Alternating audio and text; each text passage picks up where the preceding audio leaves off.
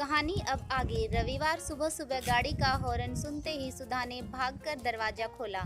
आज तो मानो उसके पैर जमीन पर नहीं टिक रहे, वह हवा में उड़ रही हो। निशा जी ने अपने दोनों बच्चों व पति संग सुधा को मायके के लिए लेने आई हैं। सुधा ने तो एक दिन पहले ही पैकिंग कर ली थी, सारी जरूरी चीजें याद से रख ली थी। आखिर वह पूरा एक महीना मायके में बिताने वाली थी। मन ही मन बहुत खुश थी सुधा। कुछ दिन तो माँ के घर आराम मिलेगा। हल्का नाश्ता लेकर निशा जी व सुधा घर के लिए निकल गई। अमन को इंतजार था, महीना जल्दी से बीते तो घर फिर से खुशियों से भर जाए।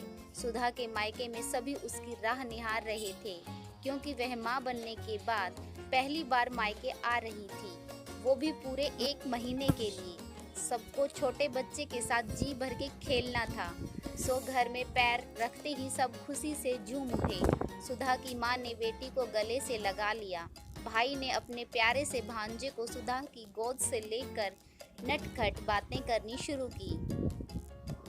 बातें की तो पिताजी ने अपनी बेटी व नाती के सिर पर हाथ रखकर ढेर सारा आशीर्वाद दिया।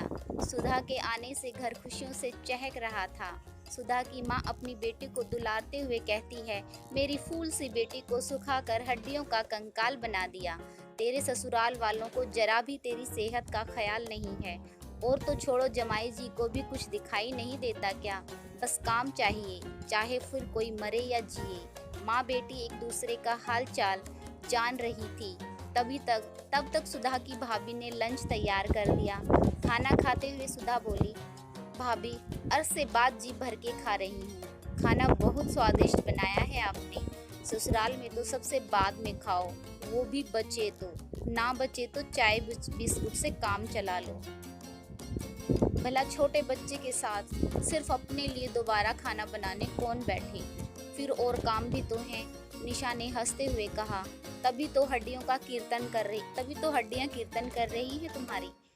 अब जब तक मन करे यहीं रहो। सुधा की भाभी निशा वाकई एक सुलझी हुई महिला है, साथ ही डॉक्टर भी। वह दिन भर का सारा काम निपटाकर रात को डाइटिशियन की सलाह से सुधा के लिए डाइट चार्ट बनाती है।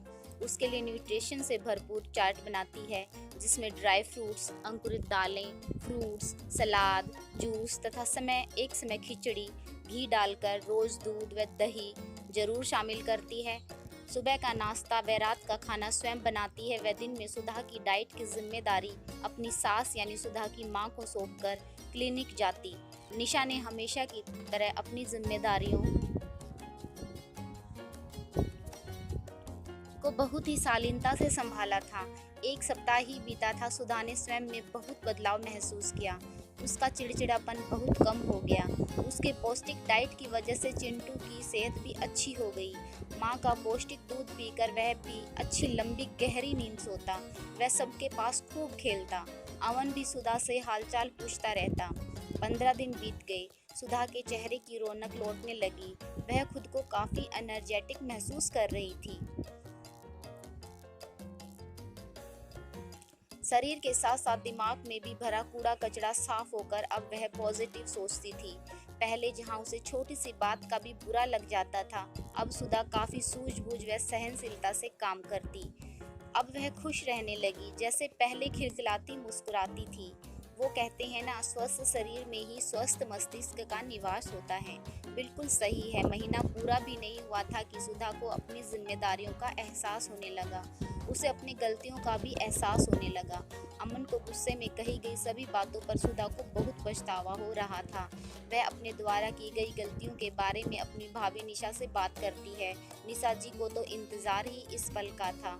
सुधा ने स्वयं अमन को कॉल की व अपने व्यवहार के लिए माफ़ी मांगी। निशा काफ़ी खुश थी। उसने बिना कुछ कहे एक परिवार के रिश्ते में आई कड़वाहट को समाप्त कर दिया। उसने नई उमंग व संचार भर दिया। अमन के विश्वास को टूटने नहीं दिया। वह अपनी छवि को भी निखारा। सुधा ने स्वयं अमन से कहा कि उसे जल्दी से लेने आ जाए। चिंटू का बिल्कुल भी मन नहीं लग रहा है। अमन ने हंसते हुए कहा, चिंटू का मन नहीं लग रहा, यह तुम्हारा? सुधा की भाभी भी पास ही खड़ी थी।